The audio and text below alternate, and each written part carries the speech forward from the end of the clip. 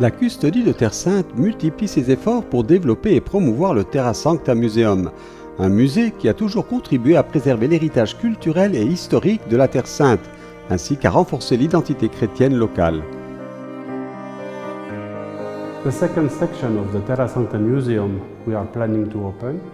Nous prévoyons d'ouvrir la deuxième section du Terra Sancta Museum qui sera divisée en deux parties, deux zones différentes en fonction de la présence chrétienne en Terre Sainte.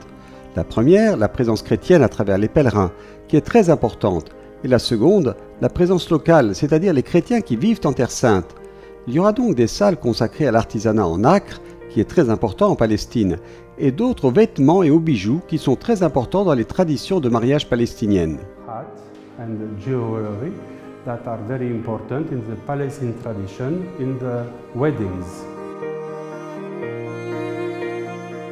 Grâce aux récentes études menées par le chercheur Georges Elama, expert en art palestinien, une collection de bijoux et de vêtements exprimant l'ancienne culture locale sera exposée.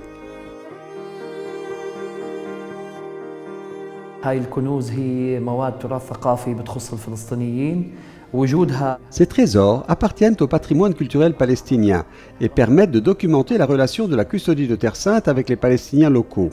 Nous voyons ici trois coiffes très importantes, dont l'une était utilisée dans les villages autour d'Hébron et deux à Ramallah. Il s'agit de pièces uniques de vêtements palestiniens qui comptent parmi les plus rares au monde. Il n'existe que 12 exemples de ce type dans le monde entier et tous peuvent être retracés. Parmi ces raretés, nous avons cette pièce qui est complète à 90%.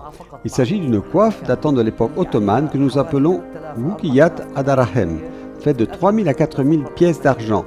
Autrefois, elle était offerte à la mariée lors de sa nuit de noces par le shir, chef du village. En fait, chaque village en possédait une.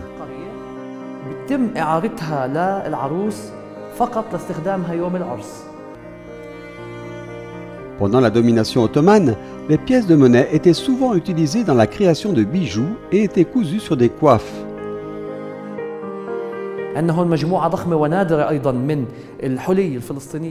Nous disposons également d'une grande et rare collection de bijoux palestiniens en argent pur.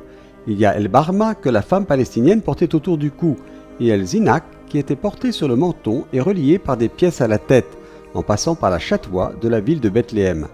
Nous avons également d'autres pièces comme le cerceau qui était placé sur la chatwa et quelques bijoux comme des boucles d'oreilles et d'autres articles. En tant qu'expert dans ce domaine, ce qui a le plus attiré mon attention, c'est le travail merveilleux, méticuleux et scientifique réalisé par les sœurs.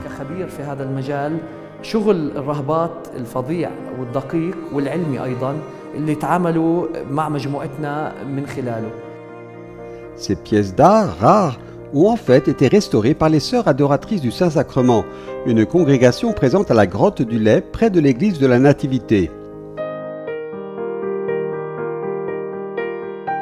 Le Terra Sancta Museum met en lumière le lien profond entre les fidèles locaux et les pèlerins du monde entier. Un lien qui, d'une part, a contribué à enrichir l'histoire de l'église locale en Terre Sainte, et d'autre part, a renforcé le lien entre les pierres vivantes et la custodie franciscaine de Terre Sainte.